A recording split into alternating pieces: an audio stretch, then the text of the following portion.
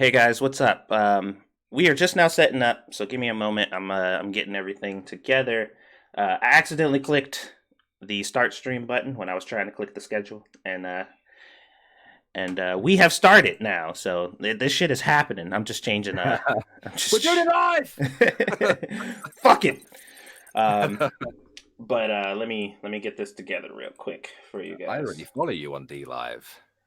Do you? Yes, yes. You were the first stream I watched on D Live. Actually, do you not remember? I popped up in the chat. Oh You yeah. suggested that we do this every once in a while. Yes, that is true. I Yes, forgot about that because I am a great friend. Um, the best of friends. the best. Okay, let me. If I smoke on stream, do you want me to take my face off the screen? Uh, I don't know how YouTube or D Live handles. I know D Live is fine with it, but I'll do it just in case. I'll do it just in yeah, case. just in case, because I don't Yeah, don't want you getting a strike or anything. know. Right. Yeah. Hey, Vanilla Bear, what's up? Stargazer Dylan, what's up, everybody? Welcome to the stream. So we're going to be talking some Overlord today, but we're probably going to dip into a bunch of other topics as we go along here. So That's right. That's right. I'm so glad that you've watched it. I'm so excited yeah, to you hear know what you what? have to say about Overlord. I don't know what was taking me so long. It wasn't that I didn't want to see it. I just had so much other stuff kind of Mm, going on right now that it was just like, man, I'm gonna get to it. I swear I'm gonna get to it, and it just was not happening. yeah, All it's right. it's all good. It's all good. I know you're a busy dude, and you're like me. You procrastinate. Like there's a couple of anime that I have yet to watch myself Mm. that are in my anime list, ready and raring to go. But I don't want to watch those just yet. I want something else with a bit more bite to pull me in. Yeah. Speaking of which, before we get into the Overlord conversation, have you been watching Demon Slayer? I have seen it advertised on my anime list and Crunchyroll, and I am going to watch it. I just watched the most recent episode. This show is about to be my show. It's so fucking good. It is so good. let me So let me have a far. quick look, see if I can get a synopsis of the show properly. It's called Demon Slayer. Yeah, I Demon Slayer, yeah. think I need to add it to my watch list actually on my anime list. By the way, guys, if any of you have accounts on my anime list, add me. It's just I rate Alex. All right. This janky ass version of of Hangouts doesn't seem to swap between us while we're talking, so Is the Japanese name for it Kimetsu no Yaiba? I believe so. Kimetsu Yes, no it is. Yaiba. Yeah, yeah. Yeah, I think it is. I'm going to add that to my plan to watch list. It is so good. There's only 4 episodes out, but it definitely looks like a show that I'm gonna be paying very close attention to. Mm. So yeah, you need to make that a part of your life. I'm also been watching Black Clover. I'm finally all caught up. I've been watching the dub, Uh, and I'm a couple of episodes behind now because the dub hasn't been updating. Whereas the subs have. If I've started watching an anime with dub, I cannot switch to sub. I can switch from sub to dub, but not the other way around. hmm. Thanking you, darling. A lot of stuff I don't have a particular problem with certain dubs or whatever, but like the current kind of group that they usually use for the voiceovers or whatever, they kind of annoy me. so No, it, I know. They tend to use the same like group of actors. yeah, it's starting to get to the point to where, especially if I'm like passively watching the show or whatever, it's very difficult for me to differentiate characters because they all sound the same. Mm, You know what I mm. mean? So it's just like I know this is a different person in a different show, but I keep thinking of this person in that show because it's just like you. There's no difference. They're the same. It's the same voice, the same tone of voice. It's everything is exactly the same. And some people will say, well, when Japanese people do it, it is the same too. But I'm like, I don't. I can't recognize it that easily. Because there's what's the chick? I'm trying to remember her name. She plays a fuck ton of people. But all of her characters are extremely different to the point to where I was like, there's no way she does her voice. You know what I mean? Yeah, So yeah, yeah. there seems to be a bit of variation, but all the English voice actors sound the same to me, and all the shows that they do, and it Yeah, throws me off I a little felt like bit. that with Ain's all gone from obviously Overlord and one of the German officers from Tanya the Evil. Hmm. I've also noticed he is in a lot of anime. I do follow him on Twitter. I forget the guy's name. By the way, his face does not match his voice. There's a lot of people like that in the voice acting community, where you finally get a chance to see their face, and you're like, holy shit, that does not. Like he looks like he's like a long-haired nerd. And there he is. I'll show you a picture of what he looks like. I'll just share the screen real quick. Like this voice does not come out of this guy. Like you see this guy here. Oh yeah, yeah, Christopher Guerrero. Yeah, And you we got said he voices Overlord, the character on Overlord. yeah. He voices Ain's all gone. Huh. Mm. He's popped up in a few others as well that I've watched recently. I think he's a good voice actor, but it's just it's weird for me because Overlord is like my favorite anime, and like I can't like disassociate. Well, see, one of the times that I noticed this thing that annoys me about English voice actors is back in the day when Clannad was a thing, and that was still popular at that point. They had the dude with the yellow hair who was what the main character's best friend or whatever. They were both delinquents and shit. And they used to get in trouble. On the English part, they had him voicing him, and then in another show, the other show, I think it was called Kanokon or whatever, like Kanokon or whatever. That was the art style was exactly the same as Clannad, and they had another yellow-haired character who looked exactly like a shorter version of the dude from Clannad, and they had the same fucking voice. That shit destroyed my brain. I'm just like, they're the same person. You just made him shorter. I'm just like, holy fuck, dude. They didn't even try. They didn't even try to do it. It was the exact same character model. He just looked slightly younger, and he had the exact same voice. Totally different character, though. And I noticed that like years ago, and after that, I started paying attention to it. I'm just like, this is so annoying. I don't like it. I can't think of many male voice actors that well, because I just don't know that many. I'm still in the process of learning everything at the moment. But there's Christopher Sabat who can do different voices, but he does his Piccolo voice for Captain Yami in Black Clover. And it's really like I passively binged my way through that as well. I think I was like playing Tropico 6 whilst I was listening to it. It does put you off a little bit. It's like, is it Piccolo? No. Different anime. Anime there. I have not watched a single episode of Black Clover dubbed.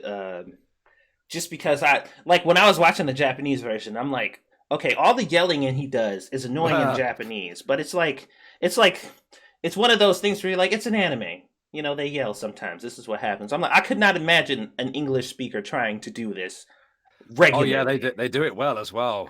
They do a very good Asta. What I would imagine him to sound like if he was a American or English person.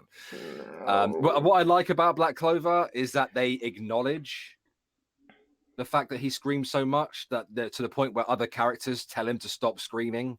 Yeah, over and over again. I like that it's quite self-aware in that way. Yeah, they don't do that so much in the sub. Like you'll hear people say like he's always hyperactive or whatever, but they don't literally tell him, "Could you stop fucking screaming, dude?" Like, what the hell is wrong with you? You got like fucking Tourette's. What the fuck is your problem? Yeah, I like that the at least the dubbed version acknowledges and kind of memes it a bit, you know. Yeah, there's too many. Another thing that's kind of off-putting about dub, and we'll get into Overlord in a second. I'm just trying to give everybody a chance to kind of get in here. Is the references to shit that shouldn't be in in these shows. Um, what's up, Necrosol over there on D Live? Who else is over here? Who else is over here on D Live? Say what's up, so I can see you. Because I only see Necrosol right now, and I think the Posh Barbarian followed me. Sabian's there. Random American. Is that today? I assume it's today. The Random American Down is yesterday. Oh, okay. Okay, fair play. Fair play. So, Um, Overlord. yes, What did you think? Tell me about it. Tell me all about Overlord. I'm gonna give you my general overviews first. Okay. Just Okay. general thoughts. I thought it was fucking awesome. I Yes. I thought it was absolutely amazing.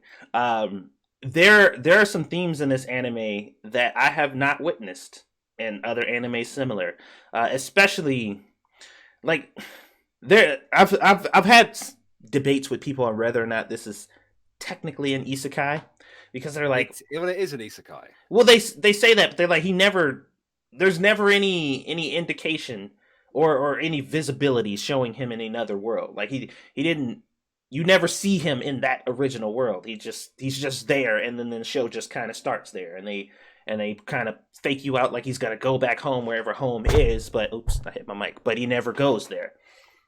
So they're like, but is it an isekai? Because Well, technically, it's explained I know it's explained, in but the anime and the books that he's like a salary man or something like that, and it's far, far, far into the future, and obviously dive technologies come a really far away, and he does the tests in the first episode to see if it's real or not, and that's what I was saying. I'm like, I mean, it clearly is an isekai, but some people are like, oh, well, technically. I'm like, all right, whatever you Well, say. my argument to that would be is that Sword Art Online is an isekai, and he leaves the world that he goes into. Like, both of those things are games. Like, Aincrad is a game.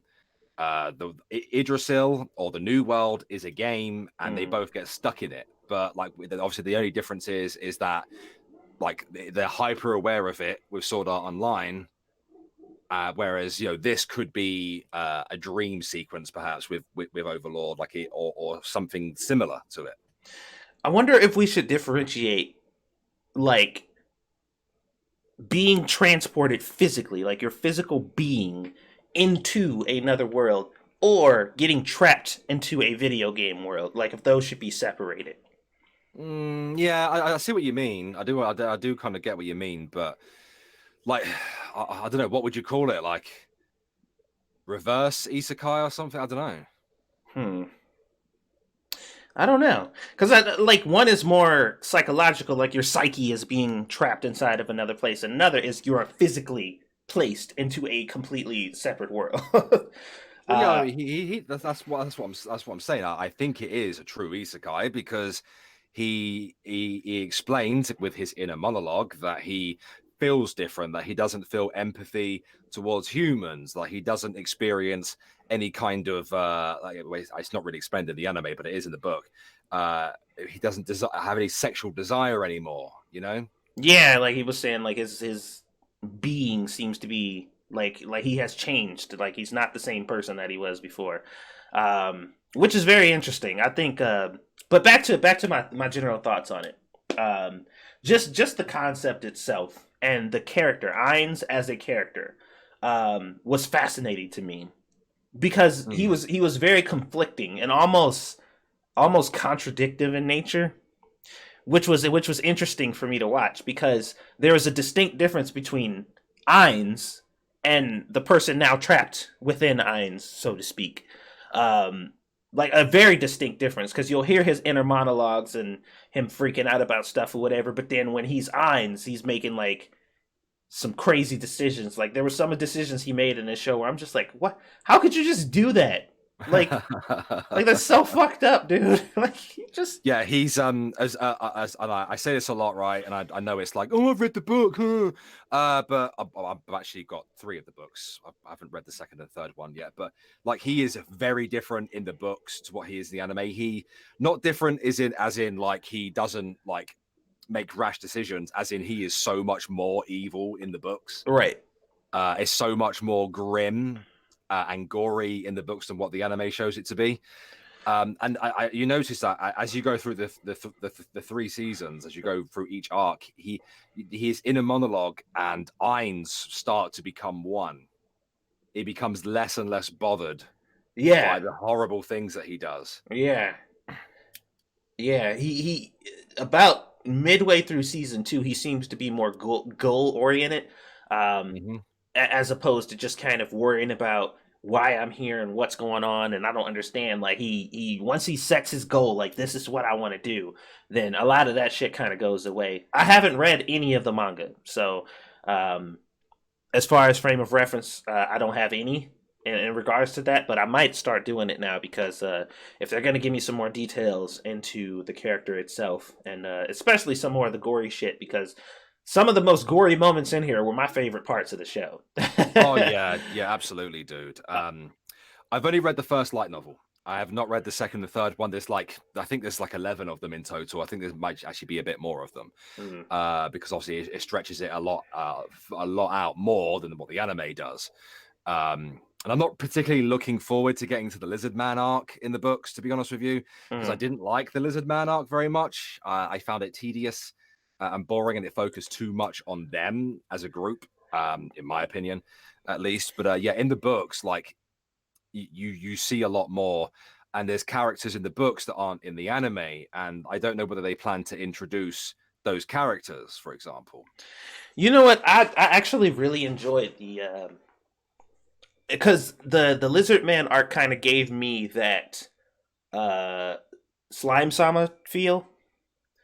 Well, there's other things going on in this world that matter. You know what I mean? And this is one of those situations. And there was like there seemed to be a lot of backstory and lore going on, even though you didn't get to see that like external conflict and what separated the lizard people or whatever. I was actually pretty invested in what was going on with them, and when the shit hit the fan for them, I genuinely felt bad. Now there is there is one moment uh, in the Are you list. about to get to the lizard sex scene? Just, Is that where that you were going? that actually threw me that genuinely threw me off, Yeah, it did for me as because well. I was just like, I did not, out of all the things I expected to see in this show, that was one thing that I did not expect them to just do so kind of nonchalantly. It was just like, yeah, this is a thing that happens in this show, and I'm like, since when? Like, holy shit. Because they just kind of they just slap you with it, like there's no real build up or anything. She's just like, get me pregnant, and he's like, okay. And I was just like, I wonder what they're up to. And it's like, well, what do you There is a think? little bit of a romantic build up with those two, but it does go from 0 to 100 pretty quick in that particular episode, doesn't it? As far as visuals go, because like I Yeah. said, I expected the implication. Like when Ines was looking, I'm like, I already know where this is going. Like he's gonna, but I didn't think it was gonna be so. You know what I mean? Where it's just Yeah. like, just holy You see him shit. humping her like. Yeah. But their arc, I did not have a problem with at all. I actually rather enjoyed like everything that was going on, especially the shit with the princess, the fucking psycho princess, who's Oh yeah. yeah, like all that shit, man. That's just fascinating to I me. loved that arc. I loved, like, in terms of like stepping away from the Floor Guardians and Mm-hmm. Nazarick, the focus when it was put on to I forget the kid's name. You know who I'm talking about. What the He's a bit of a meme. What's his name? The young lad with no skill. with no skill? Climb. Thank you. When they focus on Climb, and like although it does obviously involve one of the Floor Guardians. Mm-hmm. I still love that arc.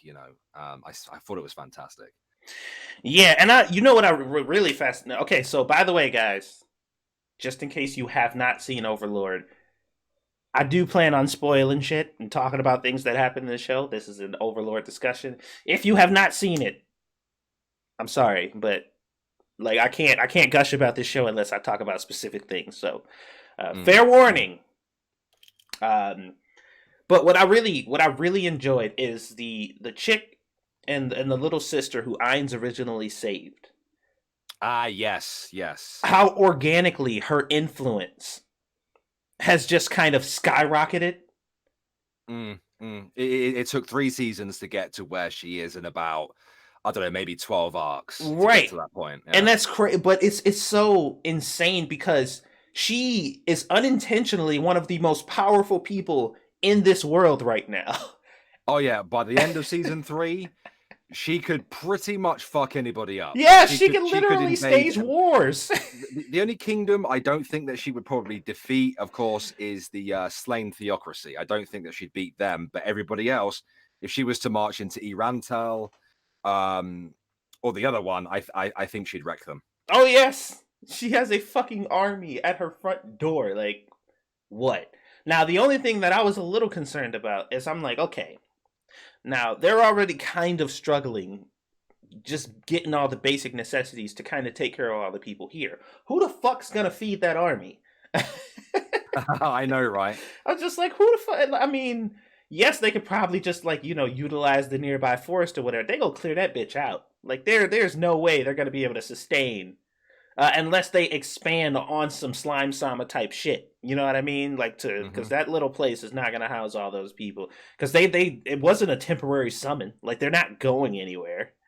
So I'm just like, not no, because the other ones didn't dissipate. Yeah. So like, and now she's got an even bigger army of even higher level, heavily armored, right, different classes of goblins. And they're all like different shapes and sizes, and they all do different things. So I don't know how she's going to end up being able to look after them because, well, I guess she'd have to expand the village. And then get a lot more purchasing power, maybe. Yeah. Necrosol says that the Goblin army starts to expand the territory. One would assume that would take place. Now, I wonder, because Ainz witnessed her summon this army, and the only people he cares about there is her, the botanist. Well, is he a botanist or is he a chemist? Yeah, he's a botanist. I think that's Okay. what I don't know. But it's like his thing is like alchemy or whatever. Yeah. But he doesn't specifically care about them. Well, he cares that they live, and that's about it. He wants to use them. Exactly. Yeah, if you notice throughout, like Ainz gets smarter and smarter and purposely creates situations to put his allies in danger. Mm-hmm. You know, and he does that for very specific reasons. Oh yeah. And what he said was, what he specified is, hey, this thing is gonna happen.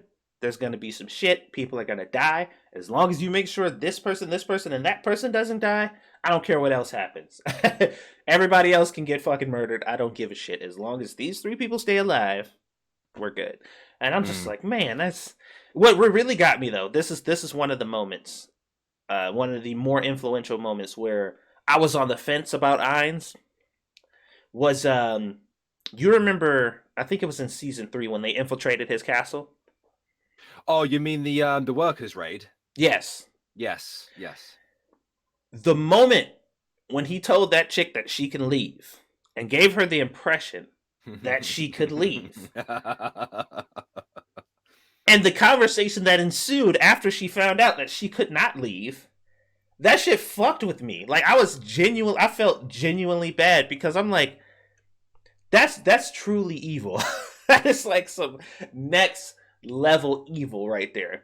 And based on the person who they displayed in the show on who he is on the inside, compared with who Ainz is and his kind of emotionlessness towards humans, I'm just like, man, like I know the game is like setting you back from feeling bad about that, but how do you not feel bad about that?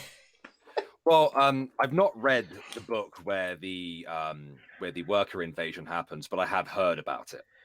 Oh, and man. it is so much worse in the book than what it is in the anime. Like, I mean, he was killing off everybody, and I understood because like everybody came in and they kind of invaded his personal space, which kind of confused me because if I remember correctly, he set it up. He did it. Yeah, I'm like, what the fuck? And he's like, how dare you invade my? Like, you fucking invited them into your house so you can murder them. Well, it's all a part of his experimentation, and I got that, but When he told that girl that she can go home to her sisters and fucking the vampire chick followed her, it was just like, have you figured it out yet? She's like, oh, wait a minute. I can't actually leave, can I? And she's like, nope. But don't worry, I'm gonna kill you very quickly, so it's cool. And that's just like, what? Even then, it wasn't really quickly first, was it? Like, didn't he order Shaltir to like put all the fright that she would ever experience in her life into her first before then killing her? Yeah, dude. And then like I said, the conversation afterwards, he's like, so what happened to the girl? Like what happened to the girl? And she's like, well, I gave her head to this person and her organs over to the kids so they could eat them, and then her legs and stuff. Don't worry, her whole body was used. And I'm just like the humanity in me is just like, why? This hurts my soul. Shaltir is a lot worse in the books as well, mate. She's actually, in fact, I don't think she kills the girl in the book. I think she turns her into a sex slave in the book. Really? Yeah, and breaks her mind. I'm fairly sure that is the case, or someone will have to correct me. Hold on a second, Satsu. My kid is just coming in here. Hold on. Okay. Yeah, guys, that shit fucked me up, man. It was that was an experience for me. Yeah, her voice. Oh, see, man. I was just like, why? She had a family. I mean, they all had families, I'm sure, but that was the only arc that I was like remotely interested in because A, she was like extremely powerful. She was like, she was really strong or whatever. She was on this mission to save her sisters away from her stupid ass parents who can't seem to understand that they're not fucking rich anymore. Um, and it's people in the chat telling me it's in the web novel because we have to remember there's 3 different versions of Overlord. There's a web novel, the light novels, and of course the anime. Yeah. It's Albedo who's not in the web novel, or her sisters. And we haven't seen her sisters yet in the anime. And I hope that they at least have her psychopathic, super powerful sister Rubedo in the anime. I'm hoping. Yeah. But I know what you're saying about the young lass who just gets wrecked. I was resonating with her, man, and that's what really like it just I was just like, all right, Ainz, we gotta exchange some words, son. Because that's just rude. Well, in the light novel, and I probably spoiled a lot of the light novel for myself by reading this. You know the priest guy in their party? Yeah. Ainz carries out some messed up experimentation on him. Messed up experiment. He probably gets it the worst out of all of them, if I'm honest. Well, because you remember in the anime he mentions about like replacing his like god or whatever with like dude, I'm like to see whether he'd be able to draw the power. Yeah, but that's fucked up. In the light novel, like he gets beheaded basically, and like he's put on like a pedestal and like he's tortured, and it's awful. And as well, the other guy who was tortured by that fucking fat creature. Yeah, like you seen in the anime what she did to him. Well, I mean, I got an idea of what she did to him. They didn't really show it. Yeah, well, it's all there in the light novel as far as I'm aware. Oh man. Yeah, it's even more grim in the books, I think. See, I don't know if I can handle that.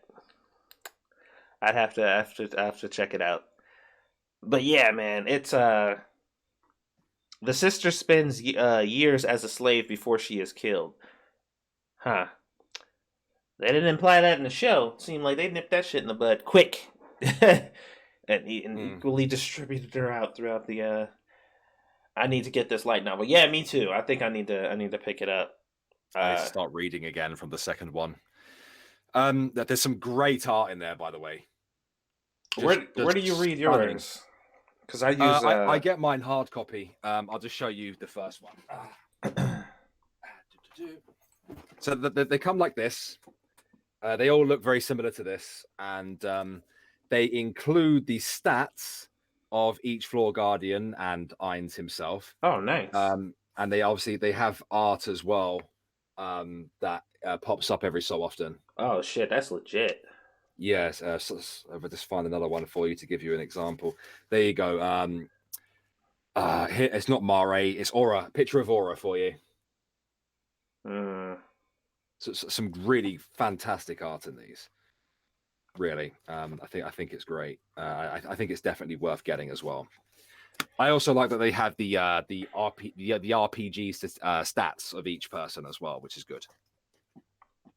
That's pretty cool, man. Mm-hmm. Oh, so what else? What else did you like about it? So there were times where the ruthlessness was like uncomfortable for me because I'm like it's not often you get to see a protagonist be that diabolical. You know what I Mm-hmm. mean? And then there were other times where the ruthlessness was like, fuck yeah. Like where I was just like, yes, this is how you handle the situation. So I think, was it after the invasion? I think it was after the invasion when he sent the twins to go to the castle Oh yeah. to send a message.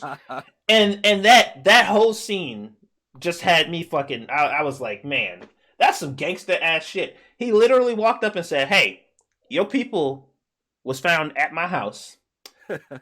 My master didn't really like that, so unfortunately, I'm gonna have to kill everybody in the immediate area. Like I'm just, that's just how it is. I don't care who you are, where you come from, what you're here for, just visiting, mama, cousin, sister, daughter, I don't give a fuck. Everybody who is here now is going to die." It's just I like, adore the oh twins. my I god. absolutely adore Aura and Mare. And Mare in particular, I just love to pieces because his personality was obviously created by one of the the gods Yeah. that created them. And obviously Mare was created by the sister of the creator of Shoutir, by Buku Buku Chagamanga, Right. Chagaman or some and like she was into like Moe and also believed in the idea that a brother should always listen to the older sister. Right. Hence why he's so feeble and wears female clothing. And I just love that he has this really nervous like disposition Yeah. about him. He's so calm and like he apologizes for everything. It's like when they went up against the gang in the city. Like he just walked up to her and went, "Sorry," whack, and then broke her leg and dragged her Yeah. out by her hair. It's like he always does things like that. I just think that's great. It's an interesting character archetype because it's like they're very timid, but they do what they're supposed to do. He's like, "Hey, Mm-hmm. hi, did you sleep well? That's nice. I'm gonna kill you now, but I just got to be done." He just breaks her fucking leg. It's like, come on, stop Drags her out by screaming. her hair. It's He's cool. like... Relax. Oh, sorry, man. I'm being interrupted by my son again. Hold on. No, that's fine. Yeah, that shit was when they walked in and they just said like everybody here is gonna die, and he was like, I would kill everybody in the castle, but I don't know which one of you is the leader, and I want to accidentally kill the leader, so you guys get to live. And I'm just like, what the fuck? Yeah, they are pretty nuts in the as a force. Oh yeah, Dark, dude. Oh yeah. And the fact that literally almost every single thing, even the unintentional shit, was capitalized on so flawlessly. Where like, and the anime did a really good job. This was one of those animes where the villain is like, or the protagonist is all powerful, and instead Mm-hmm. of them just being like, yeah, he's all powerful and there's nothing that can stop him or whatever, and making it so blatantly obvious that whenever something does come up, you're just like, he's just gonna win. They did a really good job at making you think like he might actually lose this. You know what I mean? Like, is he gonna pull this off? Um, and he did, but you were just like, man, it didn't seem like he was gonna fucking figure that out. But then like he had that shit under control the whole time, and I'm just like, man, he is so fucking good at this. Yeah, he is. He's so fucking good at this. Yeah, that's it. The supreme beings. I was trying to remember what the floor guardians call them. But yeah, the supreme beings. That's what it was. One of the things I adore, and this is certainly something that makes Overlord so deep, in terms of its character development and progression and just writing. In the first episode, when Ainz decides to change Albedo's personality from bitch to is in love with Momonga, he inadvertently gives her like bipolar. Mm-hmm. And that is good. That is going to be where his problems are eventually as the story goes along. Well, there was an indication of that when what was happening? It's when Albedo was in his bedroom, and then Yeah, she was you'd like hugging seen her that. body pillow and shit. Yeah, and she what she'd done is that she spoke to like Demiurge on like comms or whatever, and looked over, and then you saw the Eins Allgone flag on the floor. uh, Yeah, like that. Well, what's caused her to have bipolar is obviously the fact that, A, she is his servant and shouldn't have the feelings that she does for him anyway. mm, And that in itself is is treason, technically. Um, she is also in love with Momonga, and because he changed his name to Eins, that causes her greater confusion. yeah, she seems to be very unstable. She is. When it comes to him and his situations, and slowly as time goes on, she seems to be kind of like at war with his decisions. Not really opposing them, but just she flies off the handle way more often as the show goes on, and he Yeah, has to be yeah. like, "Bitch, sit, sit." And that's what I'm saying. Like, she's progressing towards insanity here because she's having her advances rejected every time she does it. Mm-hmm. And Ainz obviously feels massive guilt for corrupting his former comrades' creation as well. Mm-hmm. He sees them all as children, but he did that to her, kind of ruining her. And I think that's going to be, the downfall, because what's supposed to happen in the light novels, I believe, anyway, I don't know what they'll do in the anime, is she's supposed to suggest to Ainz that she'll put together a task force Mm-hmm. because she sees Ainz in a lot of pain, being nostalgic about the previous, 41 supreme beings. Mm-hmm. Like he's always, reminiscing and getting down about it. So she wants to make him feel better. So what I think is going to happen is she'll develop the task force, and she'll take Rubedo with her, which is the most powerful NPC in Nazarick. Probably more powerful. I actually think she's more powerful than Ainz. And she'll take her and a couple others, and what they'll go and do is they'll hunt them down if they are in the world, Mm. and kill them. Interesting. That's what I think will happen anyway. Well, because he does kind of have this obsession with that, and they start to think like somebody said in the chat that Demiurge has like been responsible for a lot of the shit that's going on, and you could tell in those scenes where Demiurge is like, "You silly plebs, how can you not know what he's doing by now?" And Ainz is like, "What? Who's doing what again?" And he's like, "Oh, it's so obvious. Your plan is clearly to do this." And he's like, where the fuck did you get that from?" And he just has to kind of go with the flow because he's like the whole world domination thing, how that just kind of happened, where it was like this wasn't a plan. He made one off the cuff statement, like fucking what was it, like 10 episodes ago, where he was just like, maybe world domination isn't such a bad idea, and that motherfucker has been taking that to heart from the moment he said that all the way up until now. And he's like, everything that has happened to this point has been because you want to take over the world. I knew it. And he's like, yeah. You figured it out. You cracked the case. How the fuck did we get here? I'm just like, oh my god. And Demiurge has been like, I feel like just watching the show and how everything is going on, he appears to be the most loyal, like unapologetically loyal. And like he seems to be like this unstoppable wall of loyalty. But that's what made me think that he would be the one to betray him. Well, no, I also thought that. I did also think that. And I think on my third watch through and actually reading up about him as a person, as a character, as an NPC, I don't think he will, because like he has that mindset that if there's no one to serve, there's no reason to exist. Mm-hmm. And like he's the biggest like advocate for killing other NPCs if they don't present any usefulness to Ainz. Mm-hmm. And that's the reason why when I look at him, I did think that, because how incredibly intelligent he is. And like Ainz can't keep playing off that like that he knows what Demiurge is thinking. Mm-hmm. he won't get away with that forever. Mm-hmm. And twisting the conversation. And I did think that purely for that reason. But no, I think it'd be Albedo. I think it'd be Albedo, to be honest with you. Yeah, based on what we've seen from her behavior thus far, yeah, that seems like the most likely. Because what the little vampire chick, she is going to do Out her there. best never to fuck up again. Like she, Hmm. after that whole incident, that shit has fucked her up so much that she is like, I will never ever do anything even remotely close. Well, it's Uh, not just that, but like if you look into Shout uh she's actually quite stupid. oh yeah, she doesn't seem Like, to be all that bright. no, she's probably the best fighter in Nazarick. Hmm. Definitely one of the best fighters, probably in the top three, next to Sebes and Albedo. But she's actually a bit dumb. Hmm.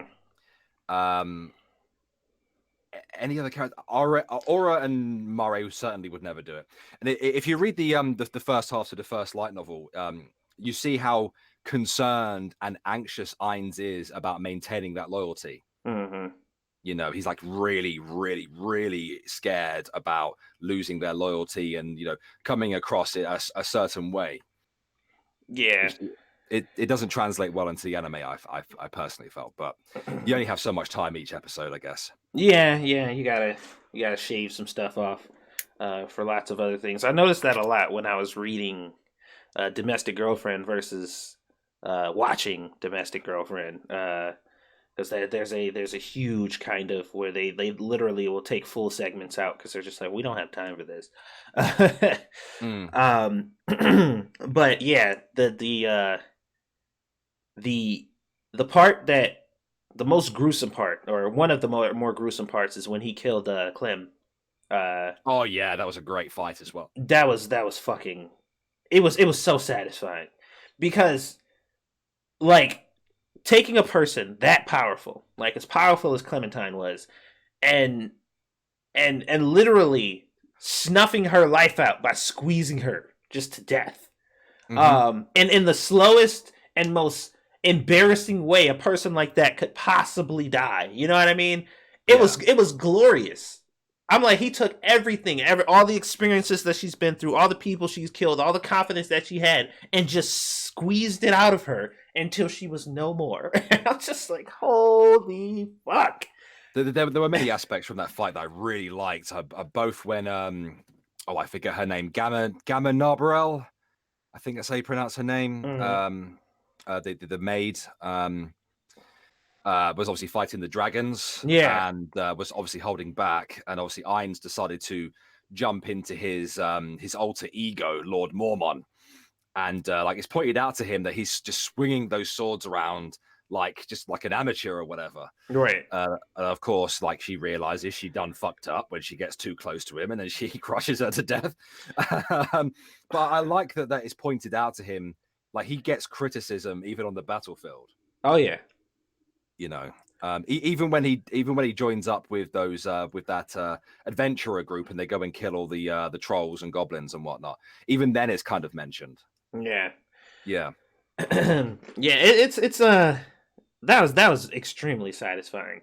That struggle, you know what I mean? Like that fear in her eyes when she realized like yeah. this is actually about to happen. You know what I mean? Like Yeah, it's when you see the predator become the prey, like she just her switch from yeah. that, Oh man. I like how the show gives you plenty of examples of how sadistic she actually is. Oh yeah.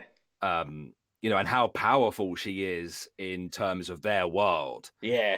And then she just gets wrecked. Yeah. Just not even wrecked. Just like it was the equivalent of like just smashing a bug. You know what I mean? Like Yeah, this nuisance is here, away with you, and she was gone, and I was just like, God damn, it's just so fucking hardcore. Like, how can yeah, you not get excited about some shit like that? You know what I mean? yeah.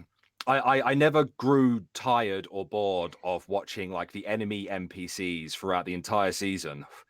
Like, just watch the panic on their faces when they realize what they were up against. Oh yeah, and even like my initial thoughts about the last episode of season 3, the PvP episode. Um, Yeah, Initially, I was very disappointed. I know what you're saying, but go, Initially, but go on. but as the more I thought about it, I'm just like, that was probably the most respectful thing I think I've ever seen in a show between two powerful beings and somebody who acknowledges the other person as not only as a powerful enemy but just like a potential ally. And he thought of like, what is the most respectful way I could end this? And that was probably the best thing he could have done. I'm like, that level of respect that he showed him right there, even though it seemed disrespectful, because I'm like, he didn't even give him a chance. But he knows, like, you don't have a chance. There is no chance here. There's Mm. only your death. If you oppose me, you die. And that's it. And he ended it very quickly, very peacefully, and that shit was done. And I'm just like, man, it was underwhelming at first, like I said. But afterwards, I'm just like, ah, oh, come on, man. That's just, you should be honored. Well, there were a couple of things from the episodes that I do have personal gripes with. That last episode, PvP. The CG was a bit bad. Yeah. That and the episode before where you saw all the goblins, the CG was a bit bad. I felt, and just like you knew you were looking at CG. Where, when the goblins turned up and when he used a super tier magic spell and brought forth those the goats, I believe they're called, the big black things. I didn't like that, and what I didn't like as well, like he offered I can't remember his name, the knight of the Vriesti's kingdom. I forget his name. What, the head one? The head knight. Yeah. Goddamn, what was his name? Shit, I forgot his name too. I'm just looking on my anime list to kind of find it. I'm sure someone in the chat will. Trups will. He's watched it 8 times. Yeah, Gazef Stronov. Yeah, Gazef. Okay. Why? I don't get why Ainz invited him to join his side. You don't get why? I get that he respects him, Mm-hmm. like heavily respects him, and that he's a great fighter and has great discipline. And I get that also his sword had massive potential that he wasn't aware of. But it's just like Ainz has no respect for humans. That's true. At all. I mean, he'll put his like distaste for them to the side for the sake of moving ahead, but he doesn't care overall. And and especially in the first book, like when they talk, like he doesn't give a crap about humans at all, and it's just like that's not really consistent. Well, I think it was based on usefulness. Because he's like, either I can experiment on this person or use him towards my goal to do X, Y, and Z.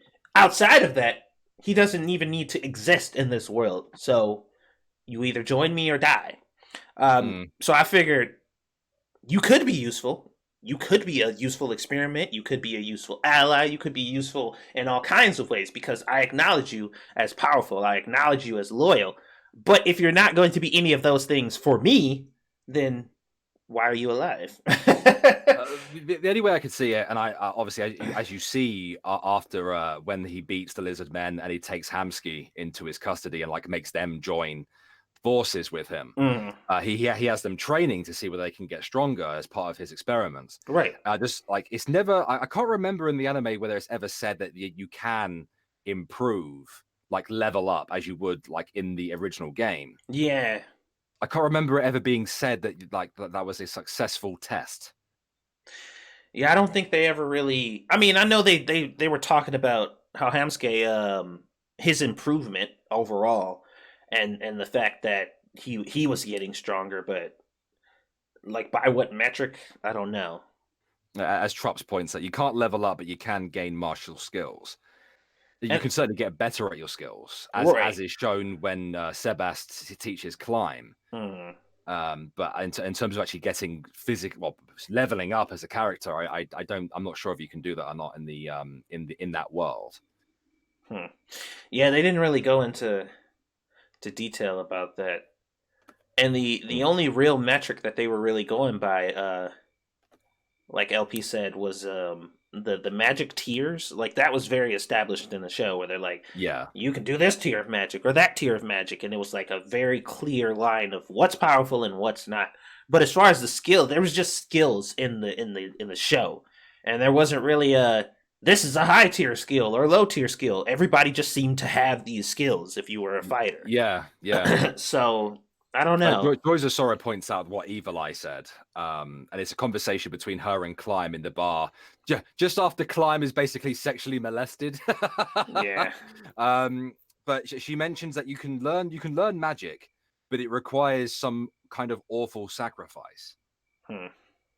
And when you see part of her face, she does look like a vampire. Interesting. Yeah. Yeah, the entire maid squad though, I was just like, yeah, I need all of them in my life. One of them is missing from the anime. Oh yeah? Yeah.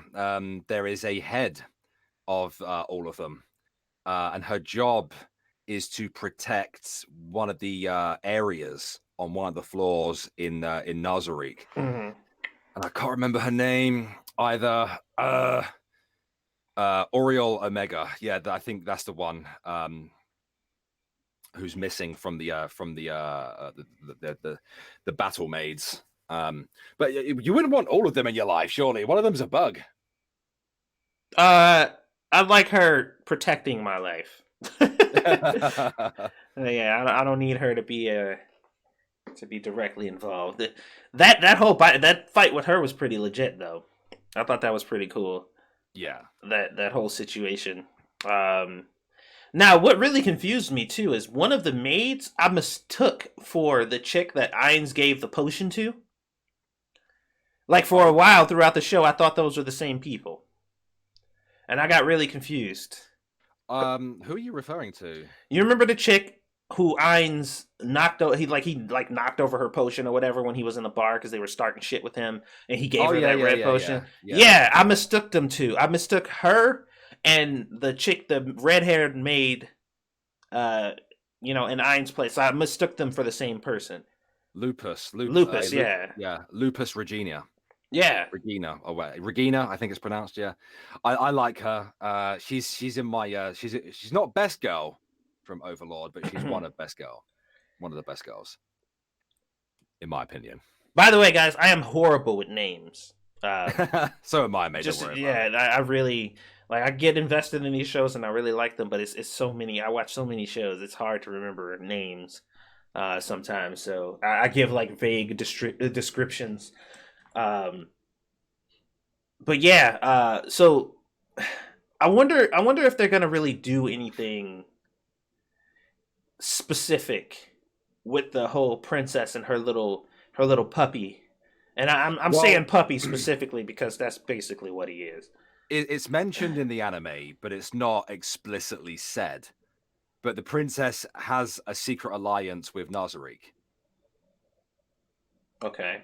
Like Demiurge, when he's reporting into Ainz, and I think it's just before the Emperor comes in. I think it's I don't know. Trups, you know. Demiurge mentions her, and he doesn't mention her specifically, but you know who he's talking about. Right. And he's going, I like her.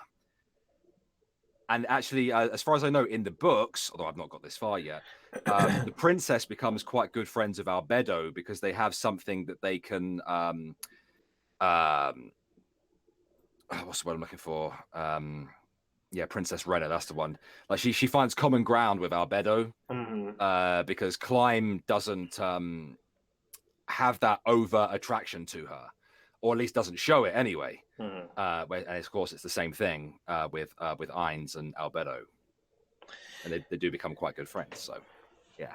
Well, yeah, because I was just like her brother's reaction to her, like that first one, he was just like, yeah, don't call her a person. She's not. That's not a person. That's a fucking monster. And then she was like, hey, I got an idea. How about you let me marry your son, and then I'll fuck this dude, the dude that I got under my protection or whatever, and have kids with him. And that motherfucker stood up, was like fucking hell, I'm letting my son marry you. You have lost your mind, bitch. And then he had to calm himself down, like, wait a minute, let me relax for a second. But his reaction was so fucking beautiful to that. He was just like, hell no, are you fucking insane? Well, one thing I like about it is that when you meet the NPCs periodically throughout the show, like you kind of get to know them a bit, and then you realize what freaks some of them are. Yeah. That guy in particular that you're talking about, I forget his name. Like how he is with his son. Dude, like here's the thing. this I don't know how it is in the light novel or anything else, but in the anime, I was actually refreshed to see how much he loved his son. You know what I mean? Because like in a lot of animes, it's usually like the mother Mm, mm. relationship thing. It's very seldom that the father is just like, man, I fucking love my kid. Like I would do anything for this kid. You know what I mean? Yeah, Unless it's yeah. like weird, like it's always kind of implied that it's like this is unhealthy. But it seemed like he just naturally loves his son. But then over time, it was just like I don't know. Like is there something behind this, or is he just a genuinely good dad? Like I Well, started to get suspicious. he's a little bit over the top, in my opinion. Um, Personally, I find him to be over the top. Well, you don't really get to see that in anime with like fathers, which is why it was interesting for me because I'm like,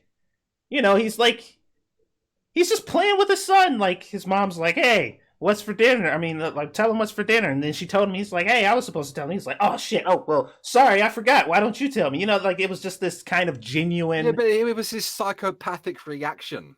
Yeah, it was. It's, you know, I felt that he was a little bit over the top, but I do know what you're saying. Like, you don't see that a lot in anime. Like, I've not seen it in anything Yeah, but it was genuinely surprising because I'm like, it's so odd to see, because what he was doing seemed like more American than like you would see in like a Japanese show. You know what I mean? yeah, Between yeah. like father and kid, because everything's all formal and especially aristocrats or whatever, like rich people, they have this kind of treat your kid like shit until they get old enough to understand why you're treating them like shit. You know, Yeah, yeah. and A perfect example of that would be the Berserk movies mm, with the Lord who treats his son like shit, like training him and calling him pathetic and whatnot. Like mm. you see that a lot in anime. You don't really see the love Yeah, um at and all, really. and then when the door closes and their kid's like, man, I fucking hate that dude. They're in there like, I really love that kid. I hope they grow up to be strong and powerful. It's like, well, you could tell them that like once, just one time, maybe. No, Mm, all right. mm. And all I got from that, the point I was trying to make is I just got good dad vibes, and I'm just like, that's kind of endearing. Yeah, uh, I like that the show showed him in different lights as well, because like he comes across as a massive tool, yeah. especially near the beginning. Like Mm, he seems to be a very manipulative noble, doesn't really side with the king. Obviously, later on sides with the king. mm. You see him with his kid and whatnot, but I can't remember seeing the reasons for those for that transformation. Well, it was around that time where the king started showing kind of like the king was doing his best not to show weakness. Like Mm. once Iron started making those demands, he's like, this is how shit's gonna be, and they're like, you're not gonna fucking take that, are you? And that's when he sent his son where he thought he was gonna be safe. He's like, I mean, I'm gonna send my son off to a small village because that won't harm him, and then we'll deal with the war and shit over here. So while my son's away, he'll be safe. Because he's the heir to the throne, and then blah blah blah. I'm like, you sent him to the worst place you could have ever sent him. Like that was the most like out of all the places you had to send your son, that was the worst place you could have ever sent him. I'm just like, oh my god. Because the moment I realized where he was going, I'm like, he's gonna die. Like he's gonna die. They're gonna kill him. Like I'm sorry, your son is dead, sir. Yeah. Because I'm just like I can't think of a worse place for him to be. So I mean, overall, right? You've watched all three seasons. Yeah. Like where like you rate it out of 10 for me. Uh, I think with like judging from everything, like season one, first episode, all the way up until the end, everything wrapped up in a bow. I could probably give this an honest 9. Yeah. Yeah, Okay. Okay. That's fair. That's fair. yeah, I could definitely give this an honest 9. I don't have a lot of gripes, to be honest. There's a lot of things that make me uncomfortable as a person who consumes anime, who often roots for the protagonist and have this kind of conflicted feeling where it's like I'm supposed to root for the protagonist, but he's evil as fuck, so fuck him. But, Yeah, he's very much a renegade yeah, protagonist. not even really an anti-hero either. Like he's doing it for his reasons and his selfish reasons, and well, I mean, he's doing it because he's pretty much been stitched up based off one little sentence he said whilst flying in the sky above Nazareth. But he's still doing it for selfish reasons. And what would you like to come out of it? To be honest, I'm not sure because it has changed. Like when I in season 1, about halfway through, I was just like, okay, this is probably going to end with him finding his friends, figuring out where they are and what they're doing or whatever, or him at some point getting out of the game. And that's where my mind was at.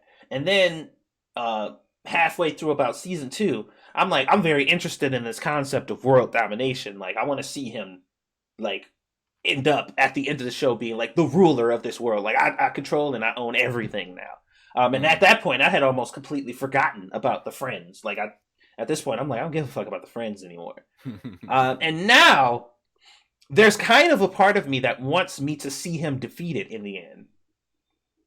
Like, there's a part of me that wants me to see him go as high as he can get and then be shut the fuck down. I don't know why, but that's where I'm at right now. Does it have anything to him, like anything to do with him massacring an army with a single spell? Well, I want to torturing people and carrying out experiments on them. Well, I want to talk about that, the massacring people with the single spell, because that was funny. Because the other son, I guess the next heir to the throne, the oldest of the younger brothers. Yeah. He's been very interesting to me. Like I'm very interested in his character specifically. But when it comes to this show, after everything that I've seen or whatever, I don't think that Ain's taking over will be good for this world. I don't think it'll be good. I think that'll be the worst case scenario for humanity, at least. Yeah. Not for him and his ilk, but for humanity overall. If he takes over, it's this world is fucked. Well, if he continues on his path to world domination, he's going to come up against some actual strong enemies that he might have trouble with. Mm-hmm.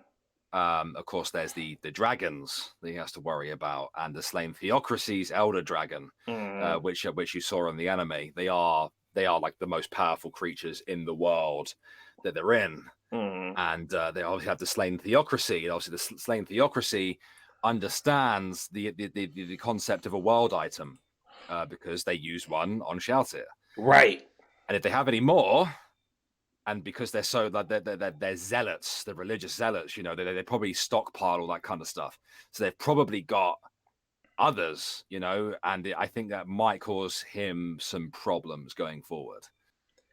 Yeah, I think it'll be interesting. It's a huge contrast from my other favorite show right now, which is That Time I Got Reincarnated as a Slime. Like, that's probably my favorite isekai. And there's that kind of really upbeat, hopeful feeling of that show where it's just like, everything kind of works out. Well, Viper brought up a good point about Slime versus Overlord. What's that? Overlord is Renegade, Slime is Paragon. Where there's both the protagonists are OP as anything. There aren't many people out there that could cause them much hassle. Right.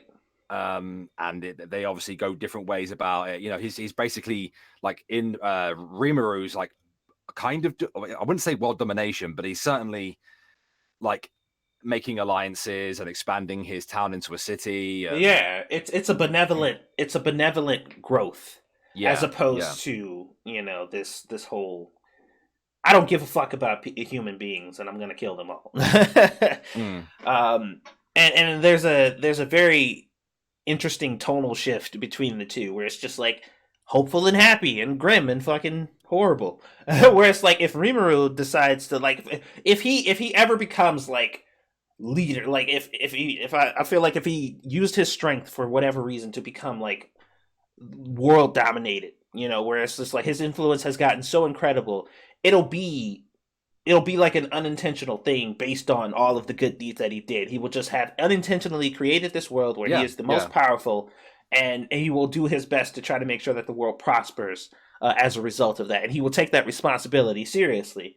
Um, and on the other side, I think like, yeah, the Overlord would just kill everybody. Yeah, they are very much polar opposites in that way. You know, Rimaru's not intentional. He just got shanked, turned up to this world, didn't know what to do, just decided to mess around, got named by a dragon, ate the friggin' dragon, went outside, and shit just escalated without him like even thinking about it. Whereas with Ainz, you know, it's all calculated. You know, Mm, everything he's thinking about, or at least he has Demiurge thinking about everything. yeah, it's a very big deal, but I'm glad. I'm so fucking glad that shows like this can exist at the same time. You know what I mean? Mm. Like there doesn't have to be like from Overlord to Slime Sama to fucking to Konosuba, which is basically just a Oh yeah, parody of yeah. I love Konosuba. Konosuba is fucking hilarious, dude. Yes, it is. That is Yeah, one of the shows that has brought me so much fucking joy. I love it. I love it so much because yeah, it's just so self aware, like so yeah, unbelievably self aware. Where it's just like this is absolutely ridiculous, and that is why we did it. I just yeah. love. I love that he gets to that world, or at least he gets to the bit where he gets to choose what to do Mm, by thinking that he's saving a girl when he wasn't actually going to save her because it was a friggin' tractor that yeah, wasn't going fast at all. yeah. Yeah, that show is great. I do like it And I like a the lot. fact that when he got there, the chick was like, "Really? Like that's how you died? That's that's pretty fucking pathetic." That's just like, Yeah, yeah, everything about that show and just the character archetypes, like a fucking a tank who enjoys pain. yeah. You know, like that shit. It's just like it seems like such an easy concept to come up with, but once you see it in practice, you're like, "This is fucking brilliant." Like I don't know. It was a very I good time. one thing I like about her, I know who you're talking about, is the fact that she speaks a good game. She talks a good game. Mm. And then, of course, that came that scene when he got out of the bath and he made demands at her because he thought Oh yeah. he thought Mm. he was in a dream and it wasn't really. And like she wasn't taking it. She's Yeah. really resistant to it. You know. Hmm. It's so odd because like it adds depth to that character where you're just like, there's something else going on here. There's a lot more going on here. You know what I mean? And like Mm. the gags, even though a lot of them were very repetitive, they were funny every time. Later traps or Ear troops. traps, Is it troops or traps? traps. Okay. That's what I call him anyway. Doesn't seem to correct me. So All right. Well, thank you for coming. Corey said they want to talk about Log Horizon. I did enjoy Log Horizon, but it's been a while since I've seen it. Um, mm, it's been a while since I've seen it, so I do remember what was going on. I do remember what the stakes were, and I think that the stakes in that show were a bit more heavy than a lot of other shows that were out. A lot of people compare Log Horizon to Sword Art, and my issue with that is Sword Art had no stakes. They had this air of maybe there's stakes, like there's this threatening thing, but once you have come to the conclusion, and I've talked to Bear about this before, that those stakes are literally completely disconnected from the characters themselves, then I'm like, then who gives a shit? Where it's just like, oh no, there's treacherous lava over there, but it's behind an impenetrable wall. But it's treacherous. Look at it, it's so lavy, and it's like, but it's behind an impenetrable wall, and they're like, but it's still there. I'm like, who gives a fuck? It's just there. It's a treacherous thing that's over there. Like that has nothing to do with me. So when you tell me if you die in the game, you die in real life, and then the next sentence you say is, "But nobody you care about's gonna die," and I'm like, then who cares? Why should I care about that? They're well, like, well, the plot makes you care about the characters. but I just Yeah, even though Sword Art Online doesn't have too much depth to Kirito because he's all about that. You project. He's designed so you can project your own personality onto him. It's very much a wish fulfillment show. it is. It is. And obviously, the second season took all the bite out of what was actually there in the first place. But with Log Horizon, the Log Horizon doesn't have that either. Well, I mean, they eventually come up with something, you yes, know, they do. much later on, where you can die in this world, but you'll respawn, but like you don't know, people don't know anything about it until later on when people start losing their memories. Hmm. Um, at least in Sword Art Online, and when you in the first season, when you died, you were dead. Yeah, but it just like around the time that it fell off for me, the time that I had established that nobody in this show is gonna die that I care about, and I knew that to be a fact, Mm. was when they brought back Yui. Was it Yui or Yuri? Yeah, Her name's Yui. Yuri. Yeah, Yui. Yeah, Yeah. I'm just like, okay, this motherfucker just pulled this shit completely out of his ass. This was a like not technically a legitimate character that you should have even cared about anyway, because she was basically just an AI. But I'm just like, this was a moment for them to establish like people are gonna be lost, and they're just like, just kidding. He has super hacking abilities all of a sudden because he was in the beta. So now he knows the internal structure Yeah, and code that of is this game, ridiculous. and I'm just like, what? Really? And I'm like, okay, well, this is solidified it. Nobody in this show that I personally give a fuck about is going to die. Other people are going to die, and I'm going to not give a shit because I'm just like, who the fuck are you? But Mm. nobody that I care about is going to die. And at that point, I'm like, the gimmick is dead then. Like, the show is still fine. I still liked the show, and it was entertaining. But I'm like, the whole gimmick that drew me here, that shit's gone now. It doesn't matter. Because that's what I'm here for. I'm here to see somebody I care about die to this game. Mm. Yeah, I know what you mean. Like, because obviously Kirito. Well, I suppose it's not really in the first season, but it's pretty much a harem anime, isn't it? Yeah. It kind Uh, of boils down to that, like a harem light almost. yeah, Because the first season not so much, but later on, with the other world, I forget what the second world is called. Um, uh, I think is it Alfheim, Alfheim. Alfheim? That's it. And of Yeah, course, there's the other one, which is the gun game, Gun Gale. Gun And that Gale. was that at that point, after that, that's when it becomes a harem anime. Yeah, I didn't care too much about the original Gun Gale Online, but the what is it, the spinoff that had nothing to do with Kirito, like the Mm, other Gun Gale, that shit was great. Like I like that a lot. I've I, I've seen Gun Gale online. I've not seen a spin-off of it though. Yeah, you should check out the spinoff. It's actually worth a watch. It was pretty Hmm. good. It was pretty fucking good. I have to give that a watch. Yeah, it was nice. The Pink Devil, yeah, Necrosaws know what I'm talking about. I Yeah, mean, Alfheim online was ridiculous for so many reasons. yeah, For so many reasons. yeah. Just the fact that Yui could just pop up in this new world. I understand that it was pretty much built on the same engine and the same seed, if you like, but it's like, okay, that's cheating. Mm. And then Kirito still retained all of his skills, but only had one item, and of course that one item was Yui. And that he's just suddenly really good at being able to fight in this world, and even went up against the game's top player. For the one-on-one, and pretty much won. Yeah, And there's magic in this world, and he doesn't know how to use any of that, and he just keeps to the sword fighting thing. And that's what pissed me off about Gun Gale online. It's like you're just basically ripping off Star Wars at this point, aren't you? yeah. The fucking lightsaber thing. Yeah, Yeah, that was light sticks. yeah. I mean, like I said, the original Gun Gale was fine. It was fine because they kind of added this concept. There was this scare where they're like, "Oh no, death in the game is back" or whatever, and like you could pretty much assume that there was something else going on there or whatever. And I'm just like, no, I mean, there's no way this would still be going if that was the case. There's something outside going on or whatever, and that kind of trying to figure out like who was doing this, how could they be doing this, like what kind of shit is going on here. Like that was very intriguing for a little bit. All the in-game shit was not. Yeah, Arguably, it just wasn't interesting.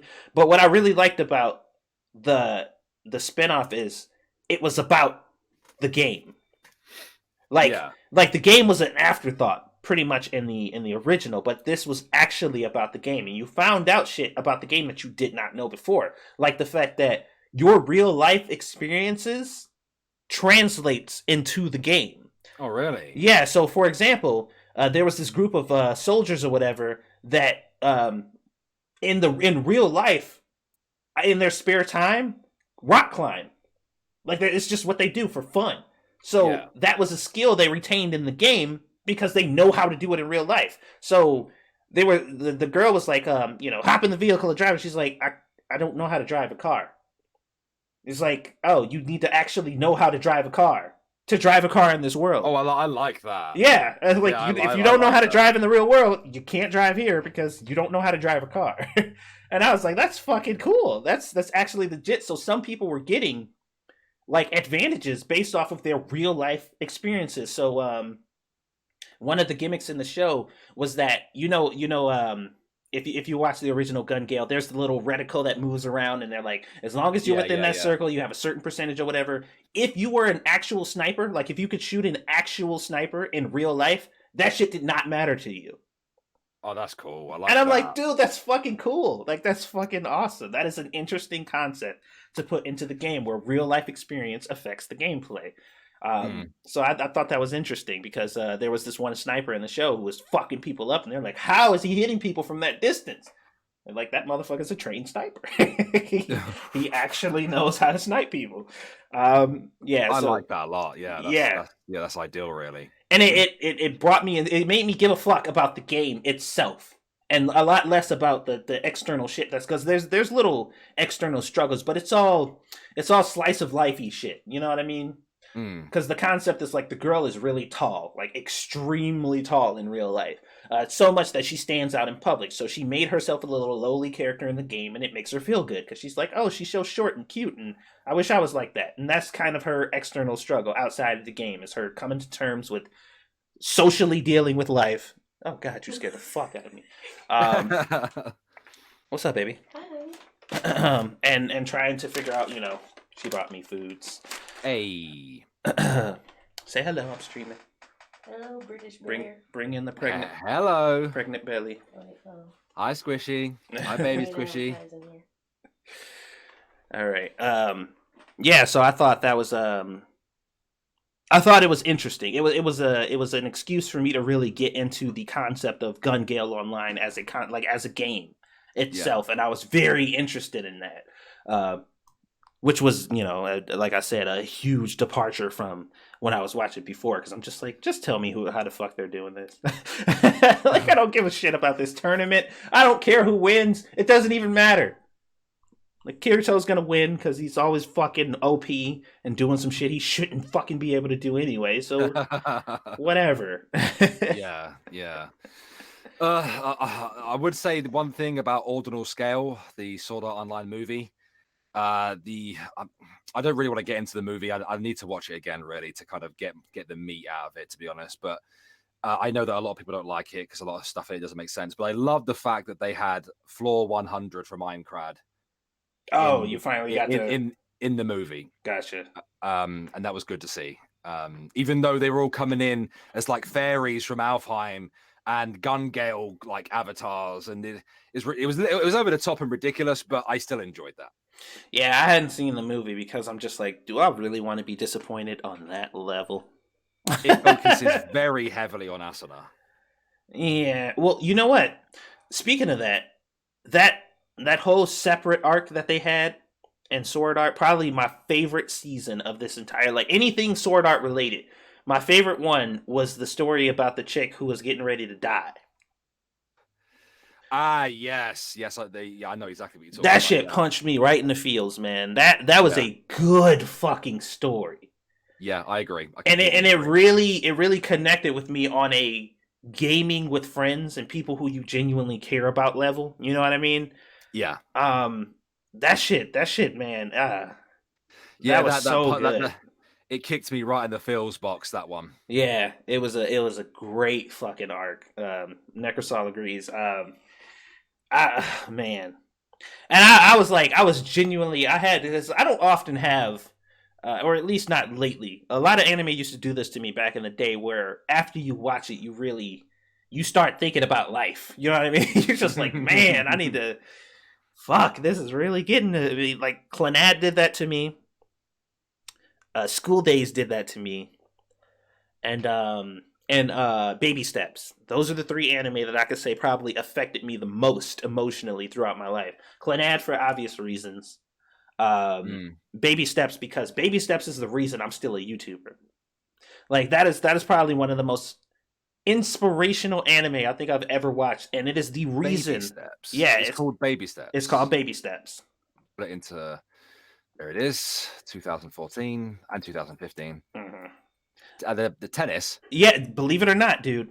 Like somebody was telling me to watch this show, and I'm just like, okay, I watched Prince of Tennis back in the day, and it was fine. You know what I mean? It was fine. But I'm like, I'm Yeah. not about to sit and watch another show about tennis. I just like not that I'm too uppity or I just don't feel like that's going to be interesting to me. And the dude said, "Look, trust me. Like based on whatever it is you said you're dealing with right now or whatever, watch this show." Yeah. And I watched it and binged watched it all the way to the end. This is the most motivational fucking show I think I've ever seen in my life because it is a true representation of a person who has no ambitions, no real strengths in anything, and does not know what he wants to do in life. Who finds something that he is so passionate about that he puts his everything into it, and Yeah. and it pays off so fucking beautifully in this show. Like just Mm. watching his transition from a person who is lost in his life. Like I have no idea what I'm doing. I don't know what I want to be, what I want to do, what I'm going on. What am I going to do with my life? And then he just stumbles upon this thing and he's just like, I'm going to dedicate every fiber of my being to this thing. And watching him do that shit, I was just like, what am I doing? Like, why am I being a little bitch? I need to get my shit together. And that, like I told you, I was about to quit YouTube. I was done with this shit Mm. until I watched that show. And it sounds, What? I know it's crazy for like a lot of people. Like, like really, I was done. I'm like, this is a waste of time, man. There's no reason for me to even be trying to do this. Uh, but yeah, here we are after that shit. So, yeah, Clannad, Baby Steps, and what was the other show I named? Goddamn. Yes, the Log Horizon opening song was fucking epic. As a matter of fact, too, the opening to Baby Steps, it's called "Believe in Yourself." One of the best songs, one of my favorite songs in the world. Um, that's one of my favorite anime openings ever. Mm. And even though, like, it's in Japanese, you can't really understand the lyrics. You can feel like it is a song meant that was literally created to motivate. And it's called "Believe in Yourself." It's a good fucking song. Um, Well, to kind of bring it back to Overlord for a second, mhm. the music in Overlord is great. I do like the music in Overlord. Uh, The outro to the first season's episodes with the art as well of like Albedo, I think is great. It's obviously it's not motivational, just a little bit off topic there. I think it's great. there's And a a lot of the Black Clover music as well is really good as well. yeah, there's a Korean uh cover, like she does covers for like different songs and animes or whatever. Excuse me. Uh, Yeah. I love her. She does a lot of the Black Clover ones. She did quite a few Overlord ones. She just did the one for a domestic girlfriend.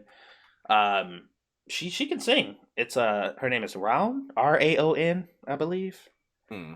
Um, hello, have a like. I have no idea what you're talking about, but have a good day regardless. Thank you, random. There you go. We're talking weeb shit. Mm. But yeah, she does some of the best covers that I've seen online right now. I like her a lot. But yeah, Overlord definitely is has a permanent mark on my radar. Um, I'm gonna be following this for quite some time. Black Clover, on the other hand, because I remember you were talking about you caught up on Black Clover. That show is very hit and miss for me. There are Mm. some episodes, like there was one particular arc that was like, man, this show is actually like this is what people are saying when they say you should give this show a chance. And then there are things that are going on like now, or that's been going on for like the past 20-ish episodes, where I'm just like, man, this shit is so like it's so like trash tier. You know what I mean? Sometimes where you're just like you watch an episode and you're just like, yeah, well that happened. I'm not getting that time back. I've switched over to Irate Bear. I should probably switch back over to Irate Alex, where I can I have think a you've free been reign. Irate Bear for a while now. No, I mean as in the account that I'm logged into right Okay. now. There we go. Black Clover reminds me a little bit of Dragon Ball Z in the way that they tend to stretch a lot of it out, and it's one of those shows that you can have on whilst you play something. Exactly. Yeah, because Um, it gets real samey and kind of effort. Like there are some times where the animation is like through the roof, like when Yami fucking cut that dude in half before he could finish his little explosion or whatever. That was one of the most fucking artistically beautiful fucking scenes I think I've seen in a long time. And then there are other times where it's just like this is like some fucking this is like the lowest tier fucking bullshit ever. Like they're not even animating. Like most of this shit is just still images. It's so bad. Um and Naruto was like that too. There were some episodes in Naruto where I'm just like that was a complete waste of time. Like it seemed like they just got their shittiest people and was like, we need an episode about some dumb shit. So you handle that. And they put it out and it was just like low quality, low tier. The animations and all that shit were terrible and just like the character models looked weird. And I'm just like, what the fuck happened here? What happened with this episode? There's a lot of that shit in Black Clover, but then there's other times where you're just like, holy shit, somebody tried this episode. I think they rush as well because it's not like the most anime that I come across is usually like 12 episodes, 24 episodes in like a Right. second season. Like with Black Clover, there's 80 episodes so far, and it's ongoing, you know. Mm. And I think that perhaps they end up rushing some of the episodes just to get it out there, you know. Yeah, and that definitely seems to be the case because even though they're doing like a battle arc right now, there's like a competition going on or whatever. Yeah, yeah. Some of this shit is so unimpressive and so lazy, where it's just like this battle's supposed to be epic. Like these two characters have been having this feud for a really long time, and I'm supposed to care about this because it is significant, but I just can't because it doesn't seem like the people who drew it like care about it. Like after Yeah. seeing that Yami thing and all that shit, like after going through that, it's just like this is not it's not good enough. Like I'm sorry, it just isn't. And maybe this particular arc is not as significant as I feel like it is because you know they're doing the Well, King's it's Canon and a stuff. competition, isn't it? You know. Yeah, but it I just mean, there are rivalries that are going on, which I don't think enough effort is being put into those rivalries, to be quite honest with you. yeah I thought the arc beforehand in the Witch's Forest was far, far superior. yeah And it felt like some shit was going to go down, you know. With this one, not so much, but I guess we'll have to wait and see. yeah. And like I said, I watch every episode every week when they come out, so it's doing something. But I feel like at the end of this show, you'll be able to do kind of a roadmap like you can do for Naruto and Bleach, where it's just like watch 1 through 5 and then skip 10 through this episode, and then you pick back up on 20, and then Yeah. you skip the next 15 episodes there, and then like I feel like that's how it's gonna be because it's just like there's so much shit that does not fucking matter and Bleach Yeah, there and is, yeah. Naruto and shows like this where it's just like I waited a week for this. Saying that, right? Shield Hero. Shield Hero. Rising of the Shield Hero. Have you read? Hold on, first before we go any further, have you read any of the manga or have you just been watching the show? I've only been watching the show, Okay. and the dubbed version of episode 16 is still not out. The last time I checked, so Okay. don't spoil the latest episode. Any of you, I see you in the chat. Oh shit. Well, I've been reading the manga, so I'm like, I've gotten impatient. Like Shield Hero has been pulling me in so much that I'm like, I must know what happens. Also, I would recommend reading the manga because there's a bit more information that comes into play, a bit more things that are stated a little better. Like certain situations where there's an implication versus an actual direct quote towards something. And it's helpful, but it's not necessary. So maybe you don't have to rush to it, but I would definitely read the manga at some point. I feel like I have to do that with Tokyo Ghoul. Yeah, Tokyo Ghoul, the manga actually ruined the show for me, and I don't mean like ruin the show where it's like, oh well, Now when I watch the show, I won't be surprised. It ruined the show to the point to where I was like, I will never watch another episode of this now because the manga is so unbelievably better and well, like, chronologically ordered. Because I found out like the chronological order of things that took place in the show are almost completely different from the manga, to a point to where when certain things happen, it just seemed like in the show, like there would be something happening and then you just be over here now. And there wouldn't really be an explanation, but they're like, now we're here. And you're like, well, how did we get here? And in the manga, there are things that fill in those little spaces, and you're just like, this makes so much more sense, to the point to where watching the anime almost seems pointless. Like, Yeah, why? dude, because I got really annoyed. I loved the first and second season, and then when I got to the third, I was like, eh. And well, whilst I was watching it, what I do, like I go to bed, I log into Irate Alex and I refresh the homepage on my phone, and I get recommended all these anime creators, and then that's when I discovered Giguk or Gig UK. I don't know how Yeah, his name is Giga, I love his fucking videos. and I watched his video like Tokyo Ghoul in 5 minutes, Yeah.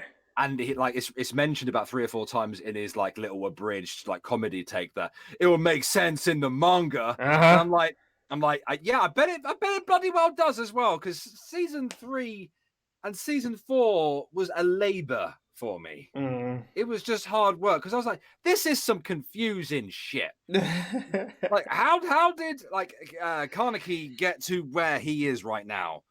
And like what happened exactly? None of that's explained. Yeah. Well, it's just like the anime was so full of like this action packed shit, and it's like this thing happened, and then you watch that thing, you get invested, and like, okay, now we're here, and you're like, what? But Yeah. that thing And was still going on. Like, did something happen there? They're like, no, no, don't worry about that. We're here now, and I'm just like, what? But I was worried about that. Like, I was watching that. Like somebody changed the fucking channel almost. yeah, it's really weird, that transition from season 2 to season 3. Yes. Like, what the fuck? At that point, I had no idea what was going on Yeah. at all. And like season 4, I was just lost. I was like, I tell you what, I'm just gonna enjoy it for the action at this point. Like, but we don't have too long left. There is a couple of other things I wanted to talk to you about actually. Yeah. So I discovered the Fate series Hmm.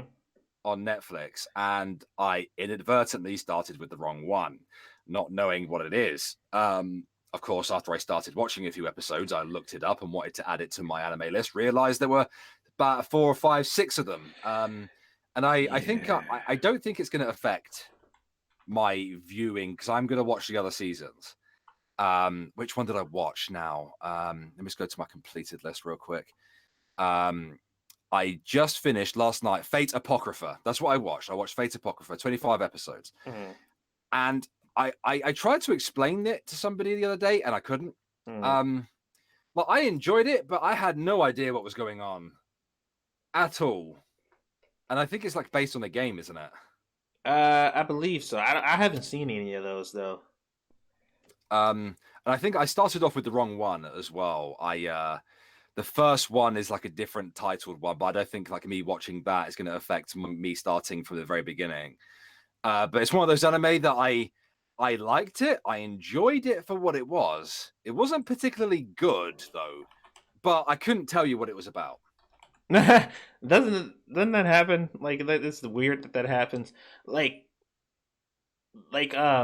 one of the shows that I've watched recently is well, not recently. This was like about a year and a half ago, but A Certain Scientific Railgun, which is actually a part of a series of shows where there's quite a few different ones. There's like A Certain Scientific Railgun. There's like the Magical Index series or whatever. There's a whole bunch of Well, I've seen different. that pop up a few times. Well, here's the thing.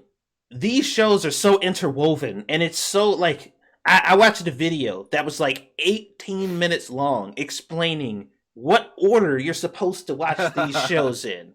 It was like an 18-minute video, like, this is how you're supposed to watch this show, and this is how the stories kind of mix. And if you want the best experience, you watch this one, and then you go to season 3 of this one, and then you go back to season 2 of the first one, and then you go back to the. And I'm just like, what?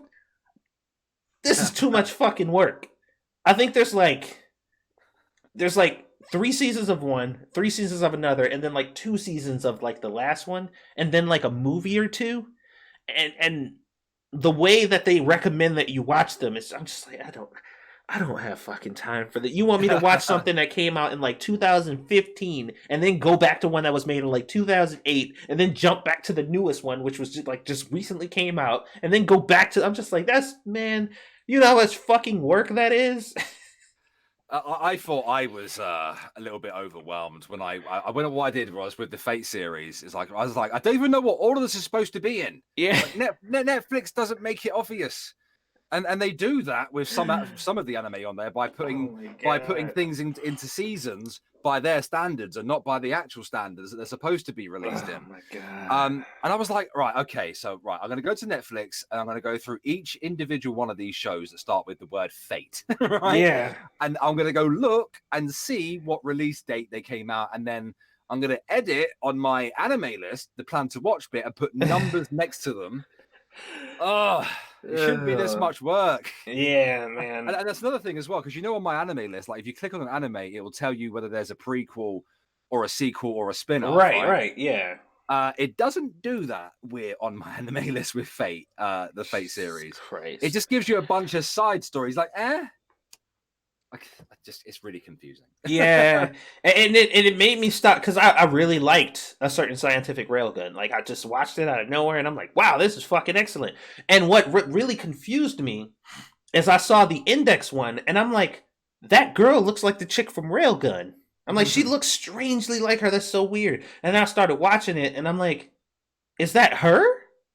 I feel like that's her, but this is this not her show? Is she like an extra in this show? Because I'm Yeah. like, why are the worlds colliding here?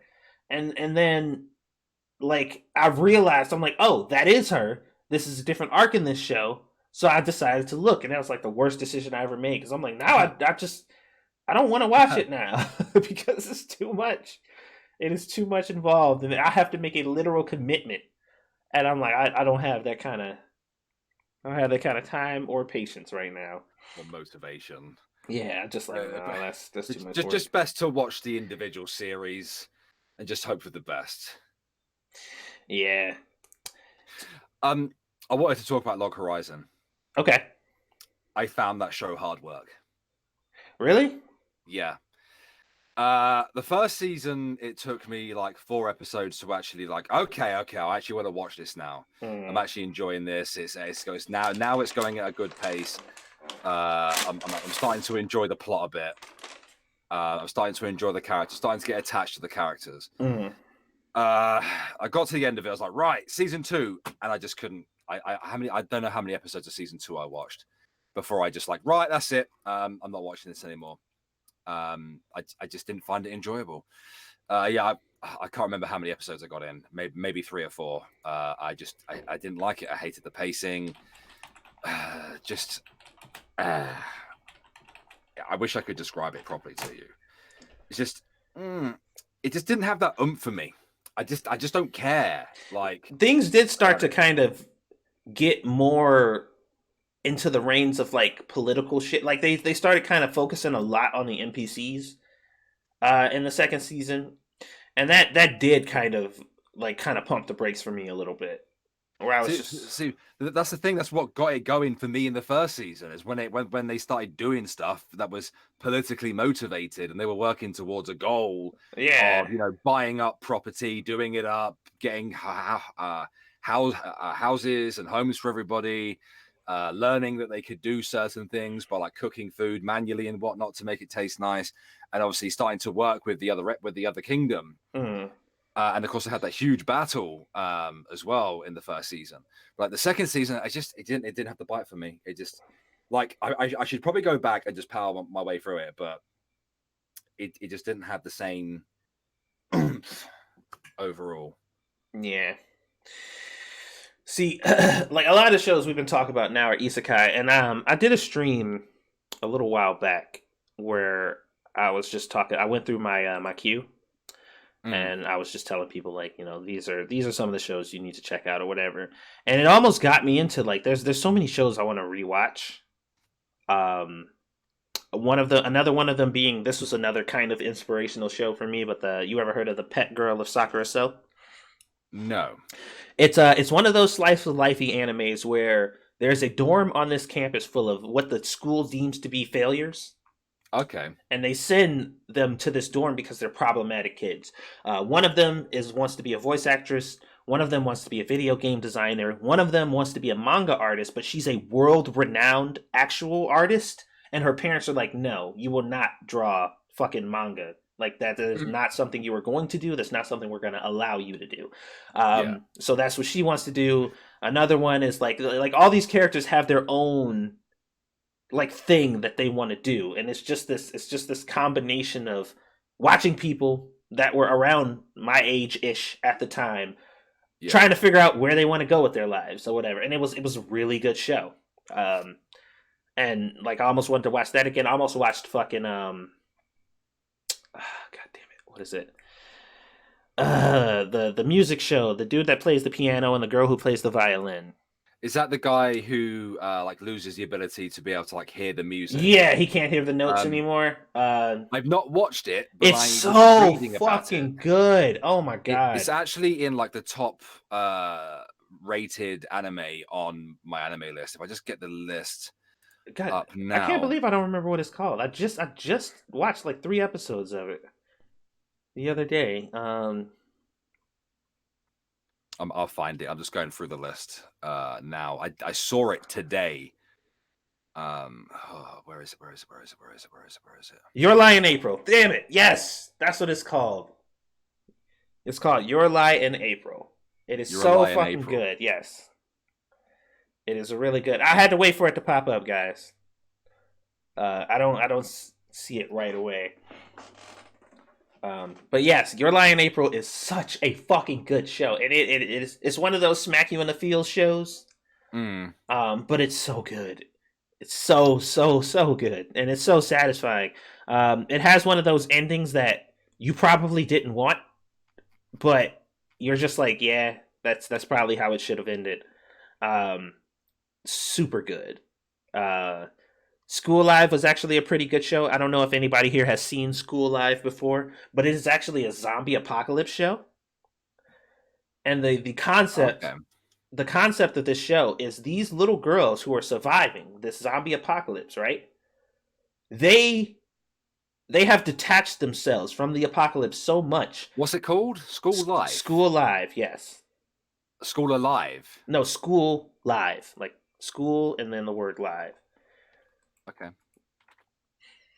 And they have detached themselves from this apocalypse so much that while they're in this school surviving this zombie apocalypse that's taking place in the real world, they have convinced themselves that it has not taken place.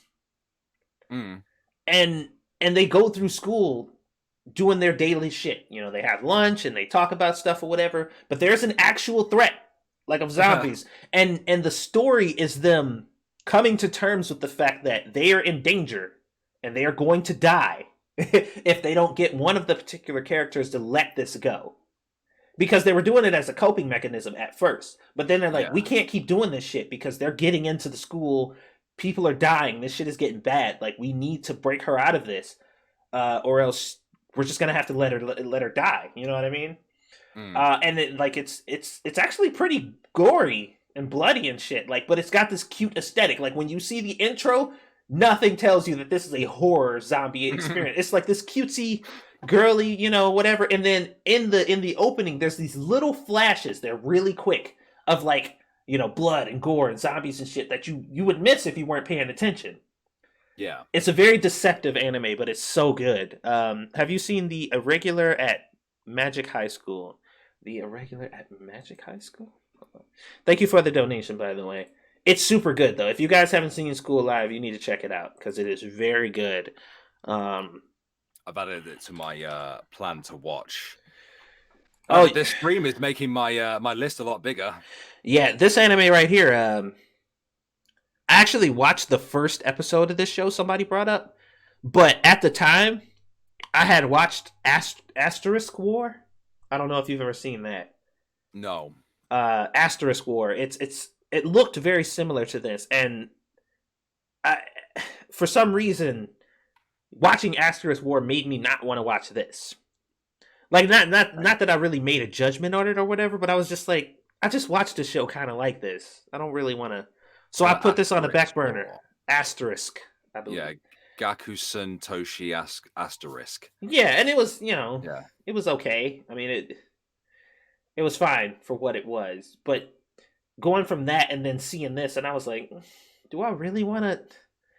Not really. Like, not really. Just like, all right, I'll watch something else. Horrible Subs has School Live. You should watch it. It is so good. It's really good. It is the only other successful zombie anime that I've ever seen outside of High School of the Dead. Oh, that bloody show. Outside of High School of the Dead, Ugh. that was the only show that I was willing to acknowledge as an actual zombie anime.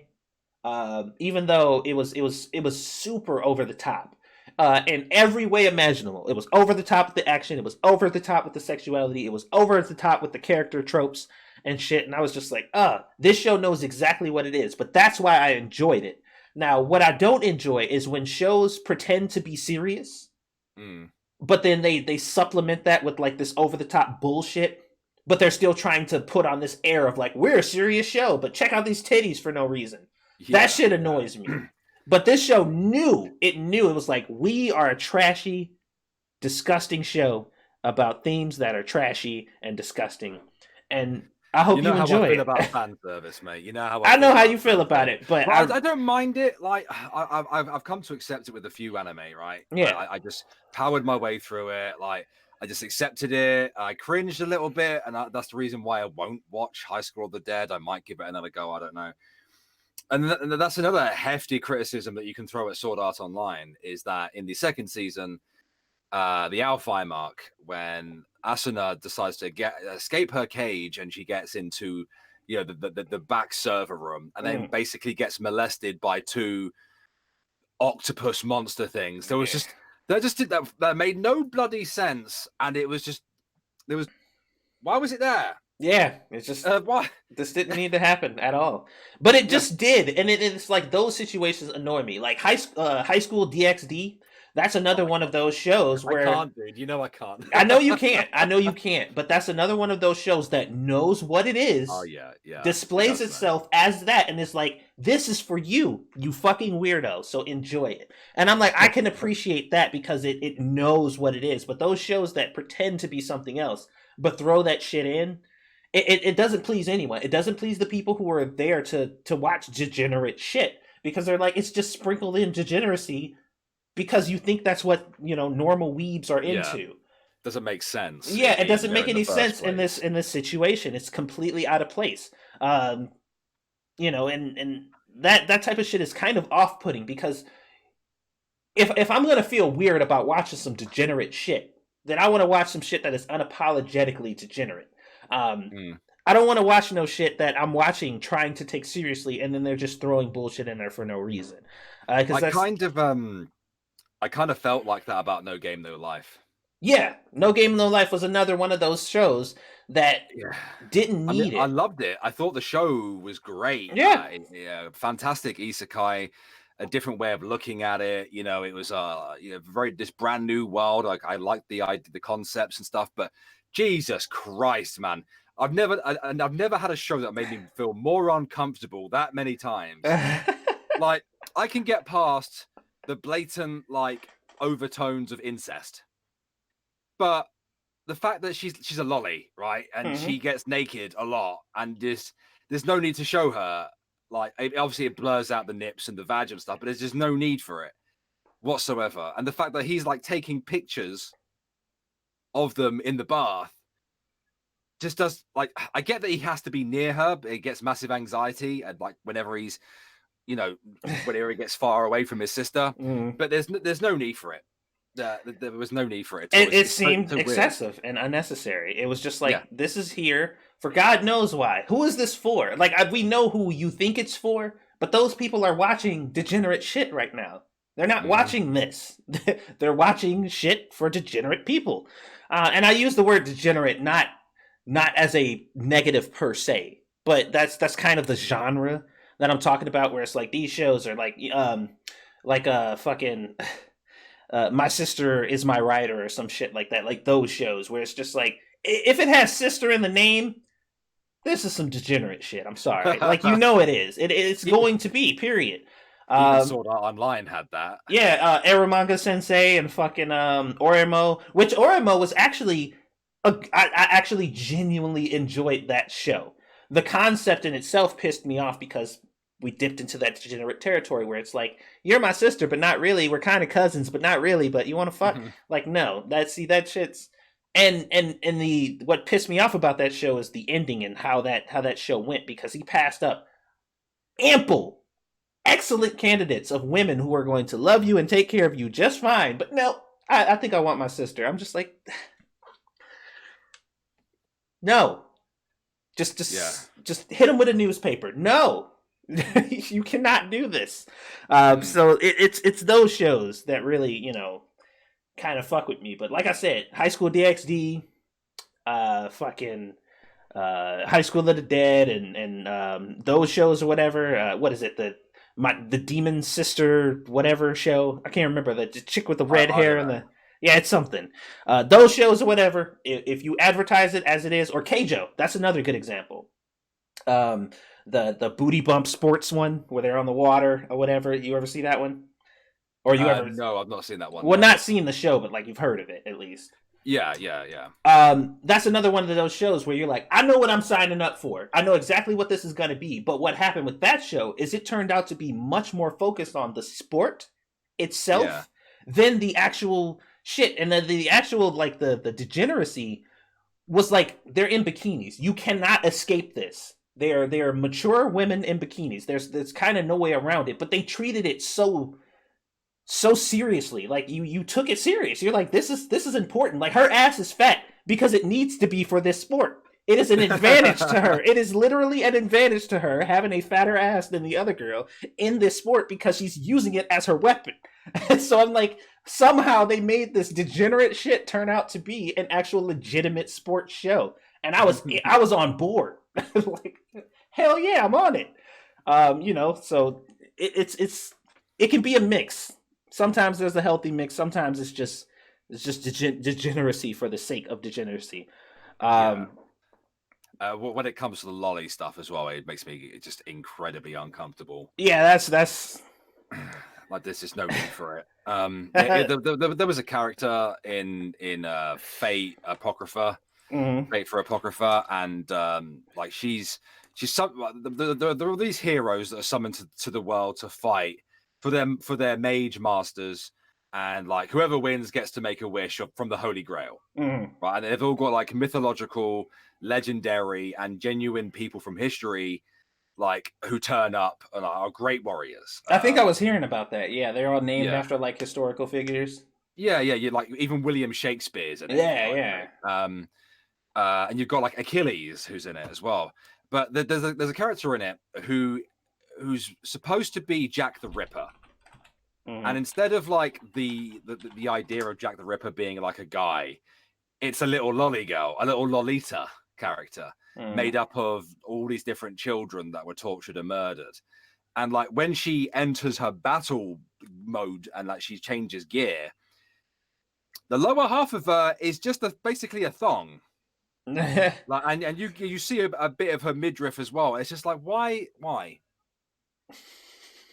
Like I get, because I was just told by Shady Grin this based off a hentai game, but like she's a little Lolita, and there's no need for it.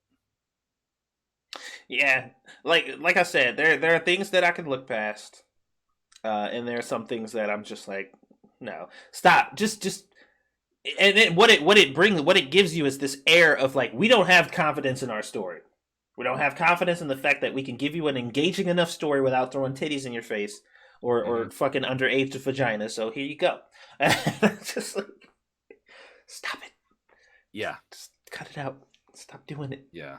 Making me feel weird. Wife walks in. I'm just like, what do you watch? I'm like, it's just here. That's not what the show is about, I promise. For some reason, like her boobs have bouncing physics every time she moves. Like, and it's over the top. I don't know why. I don't think I've seen Black. They're asking if we've seen Black Lagoon. I have not seen that. I know I've heard of it. I've heard of it myself. I don't know what it's about though.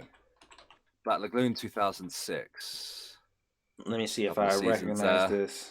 It looks sexual. Oh yeah, yeah. This show is actually pretty violent. Like it's very violent and brutal. Mm, And the chick with the cigarette in her mouth and the gun, apparently she's like super badass. yeah. This has been on my list for quite some time. Yeah, this has been an anime that I've been thinking about watching for quite a while. How many episodes does this have? It has at least 2 seasons from what my anime list says. It has an alternate setting as well. They just have it listed on Crunchyroll, but there's no There's at least 3 seasons, and the third season appears to only have 5 episodes, hmm. and is yeah, and that aired years ago as well. So it's not coming back. Second season has 12 episodes, and the first one has 12 episodes. Has anybody watched the new Fruits Basket? Is this new Fruits Basket like a continuation, or is this a remake of the original Fruits Basket? Because it looks like just an updated version of the original, Mm, but it mm. could be a continuation. I don't know. But this I don't recall that one being bad. Mob Psycho 100 though. I'm so glad I finally watched that too. Mm. Are we looking to wrap up now, mate? Oh, 'Cause I'm dying to absolutely. move. Because I Yeah, need to eat too. yeah. Squishy brought me some food. Plus, I got to stream at 7. Guys, we will be streaming probably 7 Days to Die, to be honest, because we haven't played it in a while and it's been a minute. Uh, on 2 Cents Plus and D Live tonight at 7 p.m. Eastern Standard Time. Bear, thank you for joining me to Not a have problem. this nerd out. I know we can really we can really talk about this shit all day because there's so many shows. But what we need to do is we need to start doing this more often, so that way we can stop trying to squeeze so much Yeah, yeah. into one episode, because that's what happens is we don't get to talk about this shit for a while, and then when we finally do, we're just like, oh, we got to talk about everything. So we'll try to figure something out to try to do these. Maybe not on a consistent schedule, but just a bit more often. Yeah, yeah, I'll be very happy with that. Yeah. Yeah, absolutely. So, guys, enjoy the rest of your day. I'll see most of you at 7 p.m. Bear, thank you so much for joining me. I appreciate it. Not a problem, mate. I'm just going to show my latest Irate Alex video in your chat there. Yep, go ahead. Also, anything else you want to verbally talk about that you got coming up before we head out? I think it's going to be running at the same time as your stream, so I feel a little bit awkward chilling it. But we are doing a pre-Game of Thrones GPP midnight, which I think is 7 EST. Mm. It's in 3 hours' time. Would that be correct? What time is it now? Oh yeah, Is yeah, it? yep, yep. So yeah, you have that, guys, to watch if you want to. If you're into Game of Thrones, it's going to be on Drunken Uncle's channel. All right. Well, with that, guys, everybody have a wonderful day, and I'll see most of you later. And thank you for watching. Bye, everyone.